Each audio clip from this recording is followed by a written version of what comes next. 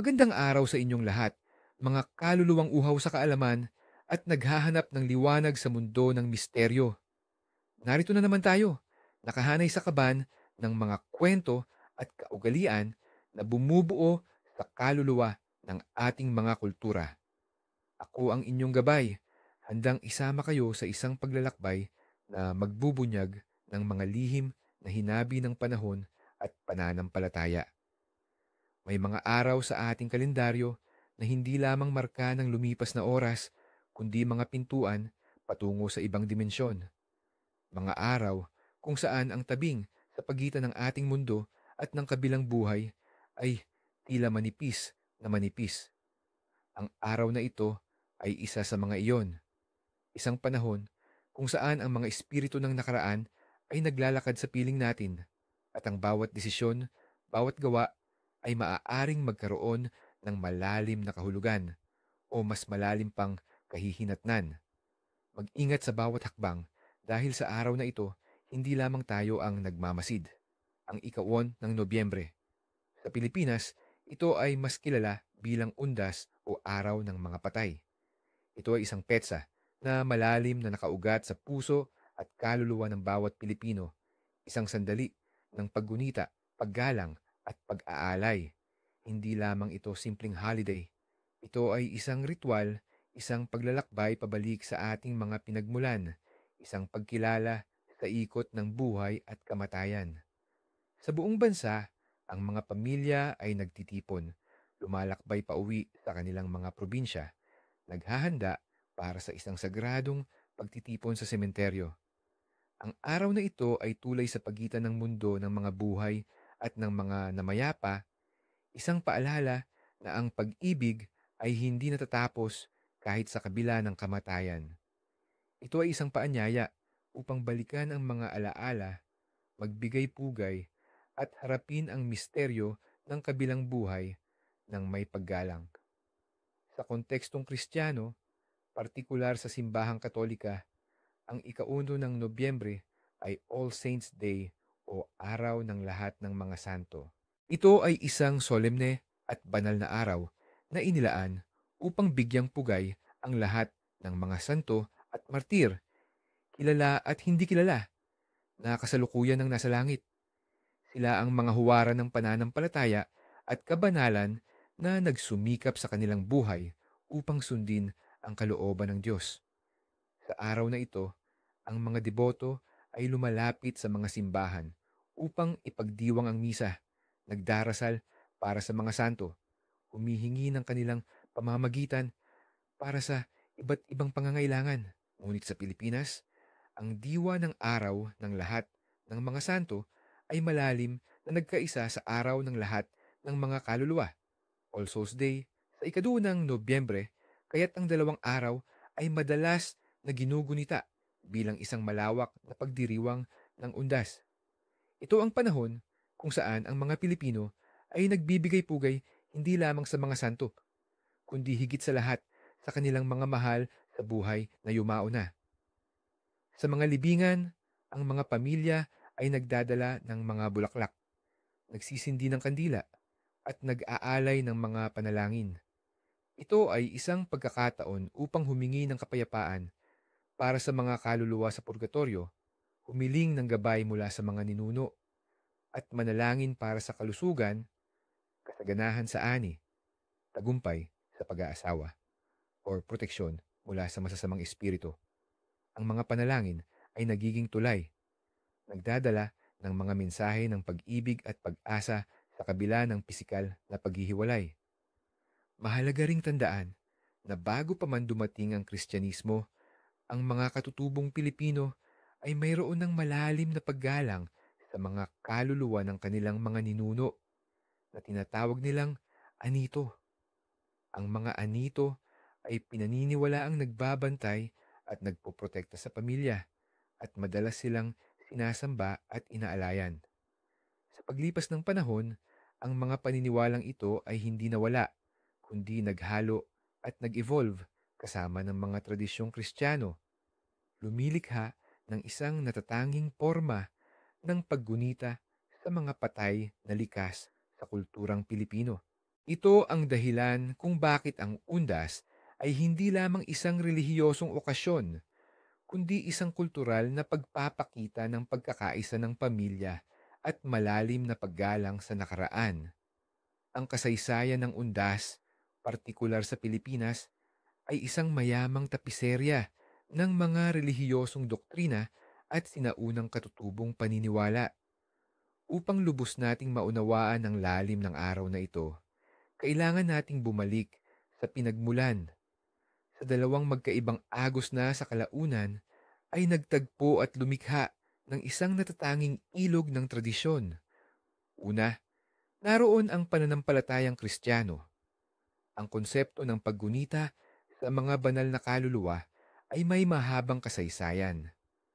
Sa unang bahagi ng Kristyanismo, ang mga martir ay ginugunita sa kanilang mga anibersaryo ng kamatayan.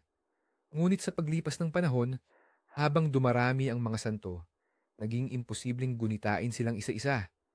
Kaya, noong ika-9 na siglo, opisyal na itinatag ni Pope Gregory XIV ang araw ng lahat ng mga santo tuwing ika-1 ng Nobyembre. Ito ay isang araw upang magbigay pugay sa lahat ng mga santo sa langit na nagpapakita ng pagkakaisa ng simbahan sa lupa at sa langit. Isipin ninyo, isang napakagandang pagtitipon ng lahat ng kaluluwang sumunod sa liwanag, nagdarasal para sa atin, naghihintay sa kanilang mga mahal sa buhay. Ngunit ang istorya ay hindi nagtatapos doon. Kinabukasan, ika-2 ng Nobyembre ay ang araw ng lahat ng mga kaluluwa na itinatag noong ika-10 siglo ni Abbot Odilo ng Cluny. Ang araw na ito ay inilaan para sa mga namayapang kaluluwa na maaaring nasa purgatorio pa, naghihintay na makapasok sa langit. Sa araw na ito, ang mga Kristiyano ay nag-aalay ng panalangin, misa at sakripisyo upang tulungan ang mga kaluluwang ito na makamit ang kapayapaang walang hanggan. Kung kaya't sa Pilipinas, ang dalawang araw na ito ay nagiging isang malaking pagtitipon para sa lahat ng mga yumao. Ngayon, itaboy natin ang ating mga isip pabalik sa bago dumating ang mga Kastila, sa mga ugat ng ating sinaunang paniniwala. Matagal nang mayroon ang mga Pilipino ng malalim na paggalang sa kanilang mga ninuno. Hindi lamang sila mga alaala. Sila ay pinaniniwalaang ang nagiging bahagi ng mga espiritu ng kalikasan, mga anito o diwata. Ang mga anito ay hindi lamang mga Diyos-Diyosan. Sila ay mga espiritu ng mga yumao na pinaniniwalaang may kakayahang makialam sa buhay ng mga buhay. Halimbawa, sa mga lumang paniniwala ng mga Tagalog, mayroong Diyos ng kamatayan na tinatawag na Sidapa. Si Sidapa ay nagmamay-ari ng isang mataas na puno na kung saan niya inuukit ang buhay ng bawat tao. Kapag ang pangalan ay naialis sa puno, ang tao ay mamamatay. At kapag namatay, ang kaluluwa ay maglalakbay patungo sa kabilang buhay kung saan sila ay maaaring maging bahagi ng mga anito. Ang mga ninuno ay pinaniniwalaang naninirahan sa iba't ibang bahagi ng kalikasan, sa mga matatandang puno, sa mga bato, sa mga ilog o sa mga bundok. Sila ay bahagi ng ating mundo, nagbabantay at nagpoprotekta kapag may mga kalamidad o di ka nais-nais na pangyayari. Madalas itong iniuugnay sa pagkagalit ng mga anito dahil sa hindi paggalang ng mga tao. Kaya naman, ang mga sinaunang Pilipino ay nagsasagawa ng mga ritual ng pag-aalay tulad ng panito upang pasayahin ang mga espiritu at humingi ng kanilang basbas. Ang mga ritual na ito ay madalas na kinasasangkutan ng mga pag-aalay ng pagkain, alak at iba pang mahahalagang bagay. Nang dumating ang mga Kastila at ipinakilala ang Katolisismo, ang dalawang mundo, ang Kristiyano at ang katutubo ay nagtagpo. Sa halip na tuluyang burahin ang mga sinaunang paniniwala, ang mga misyonero ay madalas na hinayaan ang ilang elemento na magpatuloy, na binigyan lamang ng bagong Kristiyanong interpretasyon, Kaya't ang pagdalaw sa sementeryo, ang pag-aalay ng pagkain, ang pagsisindi ng kandila ay naging isang pinaghalong tradisyon na bumabalik sa ating pinakamatandang ugat ng paggalang sa mga namayapa habang sumusunod sa mga turo ng simbahan. Ito ang dahilan kung bakit ang undas sa Pilipinas ay may natatanging aura. Hindi lamang isang araw ng pagdadalamhati, kundi isang araw ng pag-asa, pagkakaisa, at isang mistikal na koneksyon sa mga kaluluwang naglakbay na bago tayo. Sa undas, ang mga tanda mula sa kalikasan at pang-araw-araw na buhay ay mas binibigyan ng pansin na pinaniniwala ang nagdadala ng mga mensahe mula sa kabilang mundo o nagpapahiwatig ng hinaharap.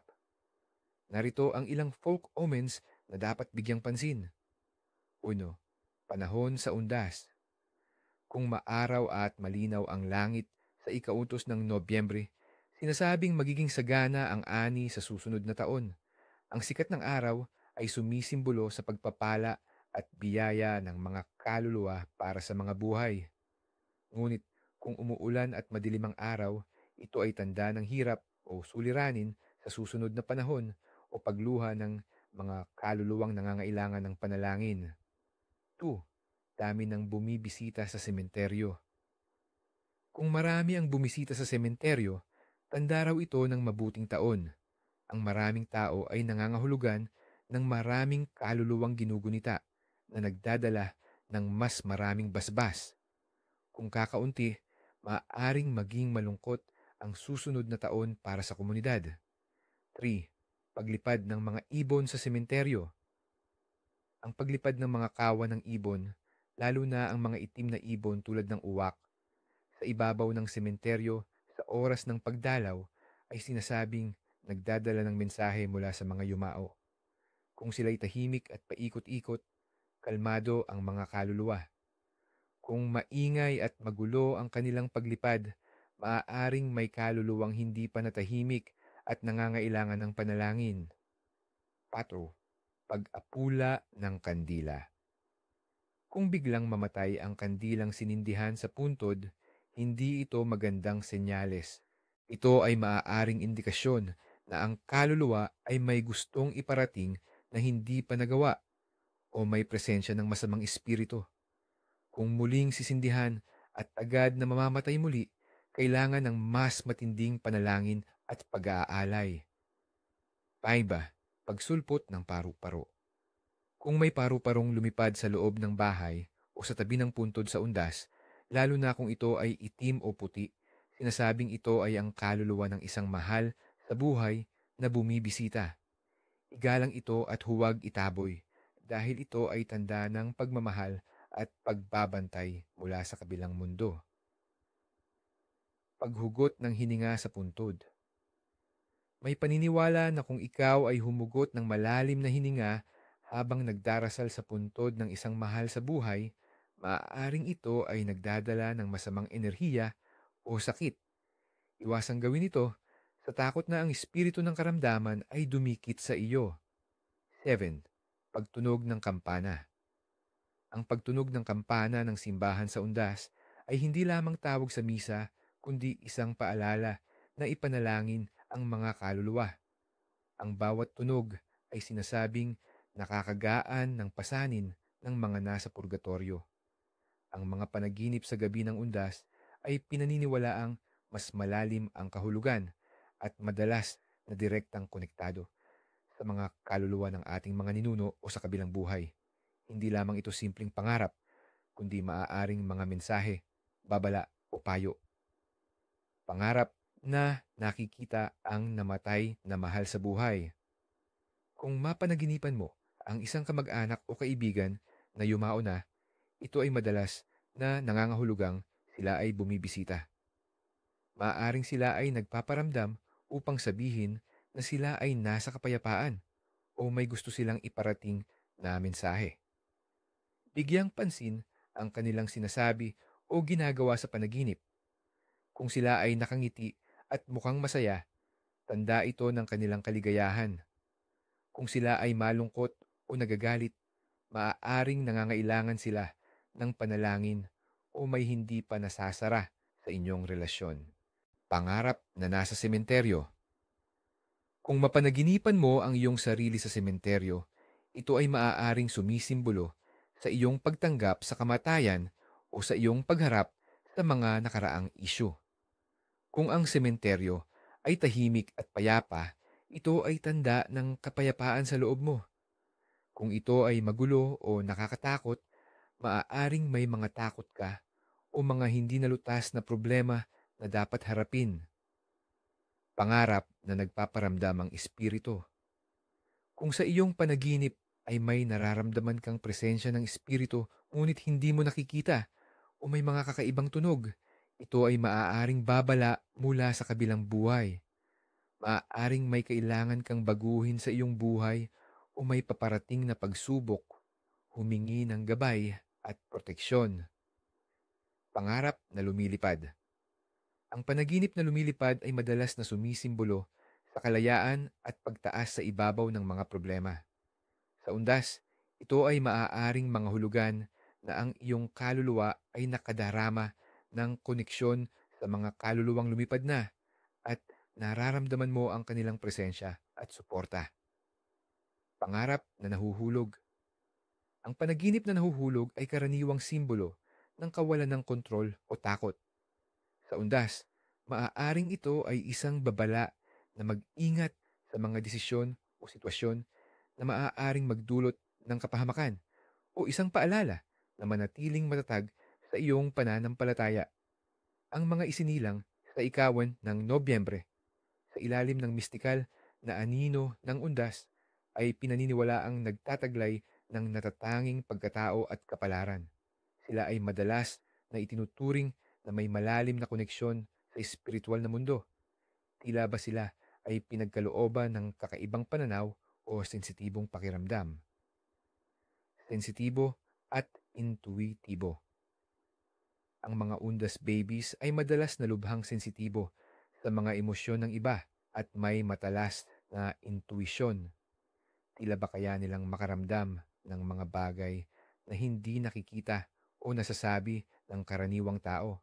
Dahil dito, madalas silang maging mahusay sa pagbabasa ng mga tao at sitwasyon at maaaring may kakayahang makaramdam ng presensya ng mga espiritu, matalino at mapagmasid. Sila ay mayroong matalas na isip at mahilig sa pagmamasid. Hindi sila madaling lokohin at laging naghahanap ng mas malalim na kahulugan sa bawat pangyayari. Ang kanilang pagiging mapagmasid ay nagbibigay sa kanila ng kakaibang katalinuhan at kaalaman. Mahilig sa pag-iisa at pagninilay-nilay. Dahil sa kanilang sensitibong kalikasan, madalas silang nangangailangan ng oras para sa sarili upang mag-isip at magnilay-nilay. Hindi sila ang tipo na laging nasa gitna ng ingay. Mas pinipili ang tahimik na sulok kung saan malaya silang makapag-ugnay sa kanilang kalooban at sa mga enerhiyang nakapaligid sa kanila. Malakas ang koneksyon sa nakaraan. Mayroon silang malakas na paggalang at koneksyon sa kanilang mga ninuno at kasaysayan. Madalas silang interesado sa mga kwento ng nakaraan at maaaring may pakiramdam na may bitbit silang pamana mula sa kanilang mga ninuno. Misteryoso at malalim.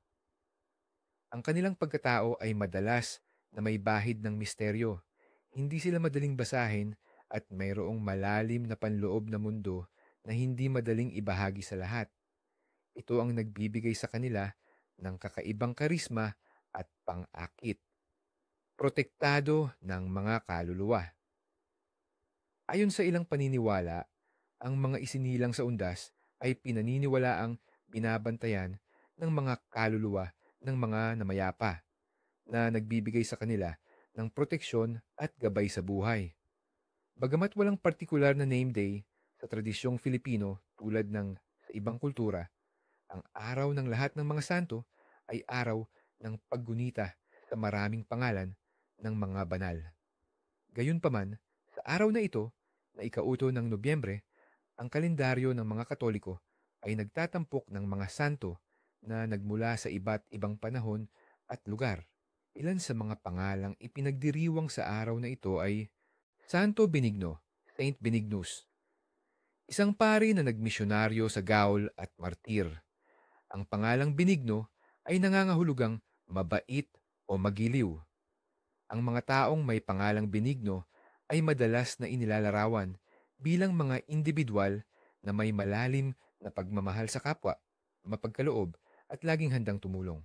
Sila ay may kalmado at mapayapang personalidad at nagtataglay ng matatag na pananampalataya. Santo Cesarius, Saint Cesarius, isang diakono na naging martir sa Africa. Santo Mary, Saint Mary, bilang Queen of All Saints, siya ay laging kasama sa paggunita. At marami pang ibang hindi nakikilalang santo na sa araw na ito ay ipinagdiriwang ang kanilang kadakilaan. Ang paggunita sa kanila ay isang paalala sa atin na ang kabanalan ay maaaring makamit ng sinuman, anuman ang kanilang kalagayan sa buhay. Ang undas ay hindi lamang isang araw ng paggunita, kundi isang sagradong panahon na puno ng mga tradisyon at ritual na nagpapatibay sa koneksyon ng mga Pilipino sa kanilang mga ninuno at sa kabilang buhay. Bawat gawain ay may malalim na kahulugan na sumasalamin sa pag-asa, pagmamahal at paggalang. Ang sagradong pagdalaw sa libingan at paglilinis ng puntod. Layunin. Ang pangunahing layunin ay upang ipakita ang patuloy na pagmamahal, paggalang at pag-aalala sa mga mahal sa buhay na namayapa na.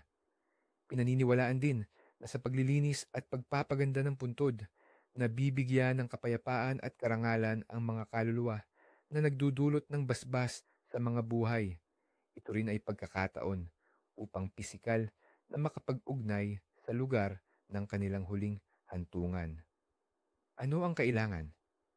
Mga walis, basahan, panlinis, pintura para sa mga lapida, tubig, mga bulaklak, kadalasang krisantemo, gladiola o iba pang paboritong bulaklak ng yumao, mga kandila at mga pagkain o inumin na paborito ng namayapa. Kailan at paano gagawin? Karaniwang isinasagawa ito sa mismong araw ng ika-8 ng Nobyembre o sa mga araw bago ito. Maaga pa lamang sa umaga, ang mga pamilya ay pumupunta sa sementeryo. 1. Paglilinis. Sisimulan ang paglilinis ng puntod. Walisan ang mga tuyong dahon, alisin ang damo, at hugasan o pinturahan ng lapida. Siguraduhin na ang lugar ay malinis at presentable, na sumisimbolo sa pag-aalaga na patuloy na ibinibigay sa yumao. 2. Pag-aalay ng bulaklak at kandila. Matapos linisin, ilagay ang mga bulaklak sa ibabaw o tabi ng puntod. Ang mga bulaklak ay sumisimbolo sa pag-ibig at pag-asa. Sindihan ang mga kandila.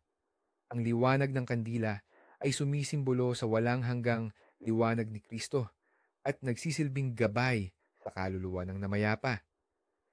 Pinaniniwalaan din na ang usok ng kandila ay nagdadala ng panalangin sa langit. Kung may mga kapamilyang hindi makapunta, maaari ding magpatulong sa ibang kapamilya na sindihan ang kandila. 3. Panalangin. Pagkatapos ng mga ritual na ito, magkakasamang magdasal ang pamilya. Kadalasang nagdarasal ng rosaryo o nagbabasa ng mga orasyon at mga dasal para sa mga kaluluwa. Ang taimtim na panalangin ay mahalaga upang makamit ng kaluluwa ang kapayapaan. Ano ang gagawin? Pagkatapos, matapos ang panalangin, ang ilang pamilya ay nananatili sa sementeryo, nagkukwentuhan tungkol sa mga alaala ng namayapa at minsan ay nagkakaroon ng picnic sa tabi ng puntod. Ang pagkakaisa at paggunita ay nagpapatibay sa ugnayan ng pamilya. Siguraduhin na ang mga nasindihang kandila ay ligtas at walang panganib na magdulot ng sunog bago umalis. Ang piknik sa sementeryo at pagbabahagi ng alaala. Layunin. Hindi lamang ito tungkol sa pagkain, kundi sa pagpapatuloy ng ugnayan ng pamilya at pagbabahagi ng mga alaala ng namayapa. Ito ay isang paraan upang isama ang yumao sa selebrasyon ng buhay na parang kasama pa rin sila sa isang pagtitipon ng pamilya. Ano ang kailangan? Mga kumot o banig, mga lutong pagkain, paborito ng namayapa o karaniwang handa sa undas, inumin at mga larawan ng yumao. Kailan at paano gagawin? Matapos ang paglilinis at panalangin sa sementeryo, maglatag ng banig sa tabi ng puntod. Ilatag ang mga pagkain at inumin. 1. Pag-aalay. Bago kumain, maglagay ng bahagi ng pagkain at inumin sa ibabaw ng puntod o sa tabi ng lapida bilang alay sa namayapa. Ito ay simbolo ng pagbabahagi ng handa at pag-anyaya sa kaluluwa na sumalo. 2. Kuwentuhan. Habang kumakain, magbahagi ng mga masasayang alaala at kwento tungkol sa namayapa. Ibahagi ang kanilang mga nagawa, ang kanilang mga aral, at ang kanilang mga natatanging katangian. Ito ay nagpapanatili sa kanilang alaala na buhay sa puso ng mga mahal sa buhay. Ano ang gagawin? Pagkatapos, matapos ang pagkain at kwentuhan, tiyakin na malinis ang iniwanang lugar at walang anumang kalat. Ang pag-alis ng kalat ay tanda ng paggalang. Ang pangangaluluwa, pre-colonial roots, layunin. Bagamat hindi na kasing laganap tulad ng dati, ang pangangaluluwa ay isang sinaunang tradisyon na pinaniniwala ang paraan ng pagtulong sa mga kaluluwa sa purgatorio. Ang mga kumakanta ay kumakatawan sa mga kaluluwang humihingi ng panalangin at limos. Ano ang kailangan? Ang mga grupo ng tao, kadalasang mga bata o kabataan, ay nagbabahay-bahay, kumakanta ng mga awiting pangkaluluwa o nagdarasal. Ang mga tahanan ay naghahanda ng maliit na abuloy, pera o pagkain. Kailan at paano gagawin? Sa gabi ng ika-30 ng Oktubre, bisperas ng Undas, o mismong gabi ng ika-2 ng Nobyembre. Bueno, pagkanta. Ang grupo ay pupunta sa mga bahay, kumakanta ng mga lumang awiting pangkaluluwa na humihingi ng awa para sa mga namayapa. 2. Pag-aalay. Ang may-ari ng bahay ay magbibigay ng limos, pera o pagkain bilang tulong sa mga kaluluwa. Pinaniniwalaan na ang pagbibigay ng limos ay nagpapabilis ng pagpasok ng mga kaluluwa sa langit. Ano ang gagawin pagkatapos? Ang mga nakolektang limos ay maaaring gamitin sa misa para sa mga kaluluwa o ibahagi sa mga nangangailangan na nagpapatuloy sa diwa ng pagtulong sa kapwa. Panalangin sa bahay at paggunita. Layunin. Para sa mga hindi makadalaw sa sementeryo o para sa mga pamilyang gustong magpatuloy ng paggunita sa bahay, ang pagdarasal ay isang mahalagang bahagi ng undas. Ito ay nagpapatuloy ng koneksyon sa mga yumao, anuman ang pisikal na distansya. Ano ang kailangan? Isang altar o maliit na espasyo para sa panalangin, mga larawan ng namayapa, mga kandila, bulaklak, at mga dasal, rosaryo, novena para sa mga kaluluwa. Kailan at paano gagawin? Sa bisperas ng undas o mismong araw ng undas. 1. Paghahanda. Linisin ang lugar ng altar. Ilagay ang mga larawan ng namayapa, mag-ayos ng bulaklak, at sindihan ang mga kandila. 2. Panalangin. Magkakasamang magdasal ang pamilya. Maaaring magrosaryo, magbasa ng mga orasyon, o magbahagi ng personal na panalangin. Mag-alay ng intensyon para sa kapayapaan ng mga kaluluwa at para sa kanilang patuloy na gabay sa mga buhay. Ano ang gagawin? Pagkatapos, hayaan ang mga kandila na masunog hanggang sa dulo. Kung ligtas, o patayin ito bago matulog. Ipagpatuloy ang pag-aalala sa mga namayapa sa pamamagitan ng paggawa ng mabuti at pagpapatuloy ng kanilang mga pangarap. Ang pagkain ay sentro ng bawat selebrasyon sa Pilipinas at ang undas ay walang pinagkaiba. Ang mga inihahanda ay hindi lamang pampabusog kundi may malalim ding simbolismo at koneksyon sa mga namayapa.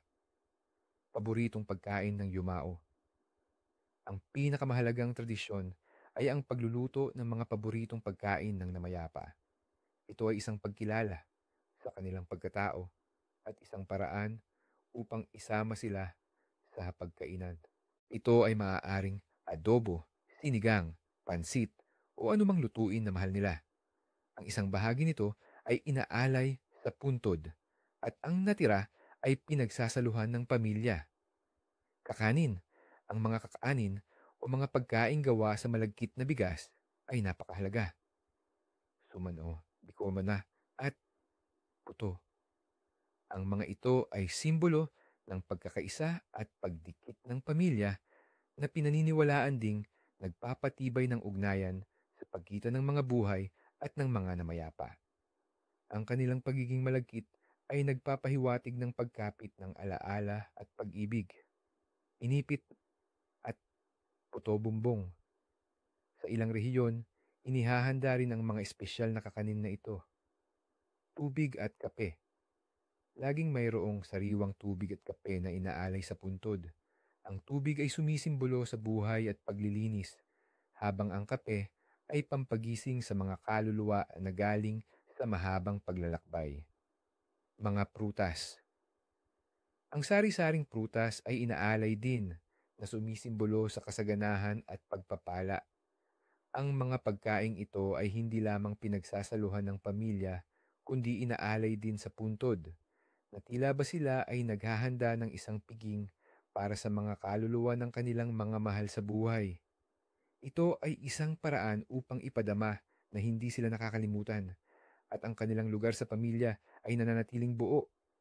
Ang undas ay hindi lamang panahon ng mga ritual at paggunita, kundi isang araw din na sinasaklawan ng mahigpit na mga bawal at pamahiin. Ang mga ito ay nagmula sa malalim na paggalang sa mga namayapa at sa paniniwala sa kapangyarihan ng mga espiritu. Ang paglabag sa mga ito ay pinaniniwala ang maaaring magdulot ng kamalasan, sakit o galit mula sa kabilang mundo. Yung mga bawal sa sementeryo at paggalang sa patay. Huwag magsuot ng pulang damit sa sementeryo. Mistikong dahilan, ang pula ay kulay ng pag-ibig, passion at enerhiya, ngunit sa konteksto ng undas, pinaniniwalaan na umaakit ito ng atensyon ng mga espiritu, maging ng mabubuti o masasamang kaluluwa. Ang pulang kulay ay maaaring ituring na mapangahas o naghahanap ng atensyon, na maaaring makagambala sa kapayapaan ng mga kaluluwa o mag-anyaya ng mga di kanais-nais na presensya. Maaari din itong ituring na pagiging hindi sensitibo o disrespectful sa kalungkutan ng pagdadalamhati. Kahihinatnan. Ang pagsusuot ng pula ay maaaring magdulot ng pagkadikit ng masamang espiritu, pagiging sentro ng di mabuting enerhiya o pagkakaroon ng malas sa sumunod na panahon. Maaari ka ring mapansin ng mga kaluluwang uhaw sa atensyon o may galit pa sa buhay. 2. Huwag magdala uwi ng anumang bagay mula sa sementeryo. Mistikong dahilan. Ang sementeryo ay ang tahanan ng mga patay. Ang pagkuha ng anumang bagay mula dito, maging ito ay bulaklak, bato, o anumang dekorasyon, ay itinuturing na pagnanakaw mula sa mga kaluluwa. Pinaniniwalaan na ang mga bagay sa sementeryo ay mayroong nakadikit na enerhiya ng mga namayapa at ang pagdadala nito sa bahay ay maaaring magdala rin ng espiritu o kamalasan. Kahihinatnan. Ang paglabag sa bawal na ito ay maaaring magdulot ng sakit, malas sa pamilya, o pagpaparamdam ng espiritu sa iyong tahanan. Maaari ka ring habulin ng kaluluwa na may-ari ng bagay na kinuha mo. 3. Huwag mag-ingay o maglaro ng malakas sa sementeryo. Mistikong dahilan. Ang sementeryo ay isang sagradong lugar ng kapayapaan at paggunita. Ang labis na ingay o malakas na pagtawa ay itinuturing na walang paggalang sa mga kaluluwa. Maaari itong makagambala sa kanilang kapayapaan o makapagpukaw ng kanilang galit. Kahihinatnan. Ang sobrang ingay ay maaaring magdulot ng galit ng mga espiritu na maaaring magresulta sa mga kakaibang pangyayari, malas, o maging pagpaparamdam sa mga taong nag-ingay. 4. Huwag tumayo o umupo sa iba pang puntod na hindi sa iyo. Mistikong dahilan. Bawat puntod ay may nagmamay-ari na kaluluwa. Ang pagtayo o pag-upo sa puntod ng iba ng walang pahintulot ay itinuturing na paglabag sa kanilang espasyo at paggalang. Ito ay maaaring makagalit sa kaluluwang nagmamay-ari na pinaniniwalaang maaaring sumunod sa iyo, pauwi o magdulot ng di ka nais-nais na pangyayari. Kahihinatnan. Maaari kang makaramdam ng pananakit ng katawan, hirap sa pagtulog, o makaranas ng mga hindi maipaliwanag na pangyayari sa iyong bahay. Mga bawal sa sarili at enerhiya.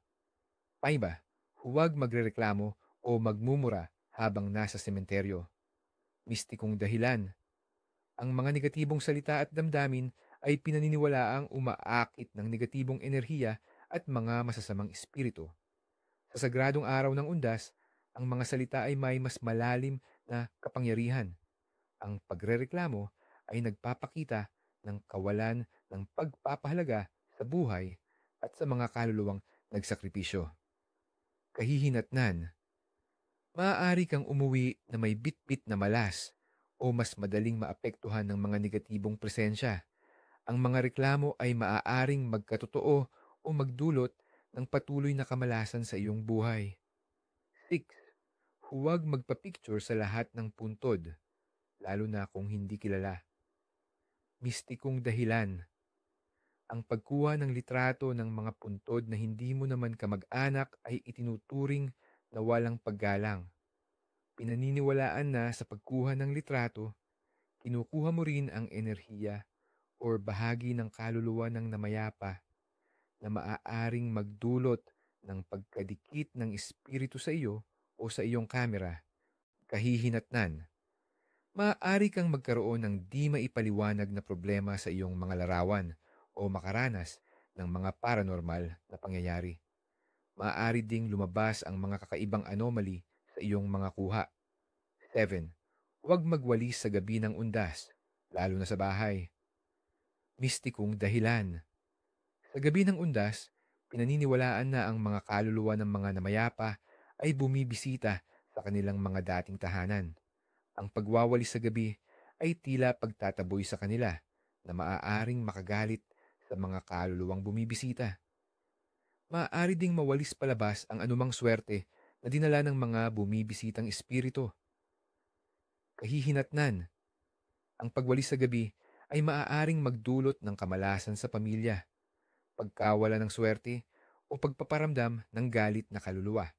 8. Huwag maghugas ng plato sa gabi ng undas, iwanan ng dumi. Mistikong dahilan. Katulad ng pagwawalis, ang pag-iiwan ng maruming plato sa lababo ay isang tanda ng pag-anyaya sa mga kaluluwa na kumain o makisalo. Ang paghuhugas ng lahat ay tila pagtataboy sa kanila o pagbibigay ng mensahe na hindi sila welcome. Kahihinatnan. Ang paghuhugas ng lahat ng plato ay maaaring magdulot ng pagkamayaman ng mga kaluluwa na maaaring magdulot ng malas o pagkawala ng kasaganahan sa tahanan. Kas, mga bawal sa pag-uugali at komunikasyon. 9. Iwasan ang pag-utang o pagpapautang, mistikong dahilan. Sa araw ng undas, ang enerhiya ay nakatuon sa pagpapalaya at pagpapakawala. Ang pag-utang o pagpapautang ay nagbubuklod sa mga tao sa isang siklo ng pananagutan na pinaniniwalaang maaaring makahatak din ng mga kaluluwang may utang pa sa kabilang buhay. Maaari itong magdulot ng karma o hindi pagkakabayad. Kahihinatnan. Ang paglabag sa bawal na ito ay maaaring magdulot ng patuloy na problema sa pananalapi, pagiging baluktot ng utang, o pagkakaroon ng hindi inaasahang gastusin sa hinaharap. 10. Huwag magkwento ng nakakatakot o negatibong kwento tungkol sa mga patay. Mistikong dahilan. Ang pagkuwento ng mga nakakatakot na kwento o paglibak sa mga namayapa ay itinuturing na lubos na walang paggalang at maaaring makapukaw ng galit ng mga kaluluwa. Ang mga salita ay may kapangyarihan na umakit ng mga entidad at ang negatibong kwento ay maaaring mag-anyaya sa mga negatibong espiritu. Kahihinatnan, maaari kang maparamdaman o magdulot ng mga hindi maipaliwanag na pangyayari sa iyong paligid. Ang mga kaluluwa ay maaaring magpakita ng kanilang galit o magdulot ng takot sa iyo at sa iyong pamilya. Ang mga bawal na ito ay hindi lamang simpleng takot, kundi mga gabay na nagpapanatili ng balanse sa pagitan ng mundo ng mga buhay at ng mga patay. Ang paggalang sa mga ito ay nagpapakita na pagpapahalaga sa ating mga ninuno at sa misteryo ng kabilang buhay. Sa ating pagtatapos ng paglalakbay sa undas, naway bitbitin ninyo ang mas malalim na pag-unawa at paggalang sa mga tradisyon na humuhubog sa ating pagkakakilanlan. Tandaan, ang araw ng mga patay ay hindi lamang isang araw ng kalungkutan, kundi isang pagdiriwang ng pag-ibig na nagpapatuloy, ng mga alaala na hindi kumukupas, at ng isang walang hanggang koneksyon sa mga kaluluwang nauna sa atin. Sa bawat bulaklak, sa bawat kandila, sa bawat panalangin, ating pinatutunayan na ang pag-ibig ay tunay na walang hanggan. Manatiling ligtas, igalang ang nakaraan at buksan ang inyong puso sa mga mensahe ng mga kaluluwang nagbabantay. Hanggang sa muli nating paglalakbay sa mundo ng mga misteryo. Paalam.